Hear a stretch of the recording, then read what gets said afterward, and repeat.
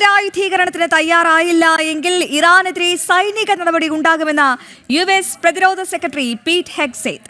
ചർച്ചകൾക്ക് ഇറാന് ഇനിയും അവസരമുണ്ടെന്നും അദ്ദേഹം പറഞ്ഞു. യുഎസ് പടക്കപ്പലിൽ സൈനികരുമായി സംവദിക്കുകയായിരുന്നു അദ്ദേഹം. റിപ്പോർട്ട് കാണും. ഇറാൻ യുഎസ് സമാധാന ചർച്ചകൾ തുടരുകയാണ്.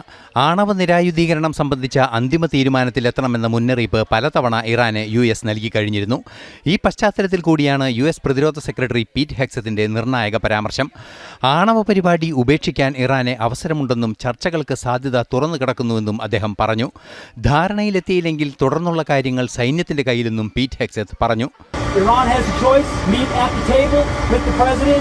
Give up their nuclear program, and as the president said, I'm lost on time, 2 days ago now, in the cabinet meeting, I'm sitting right next to him. He looks in the camera and says, well, Iran can either do it the right way, with a deal, across the table, or they can deal with my guy on the left. That happened to be me.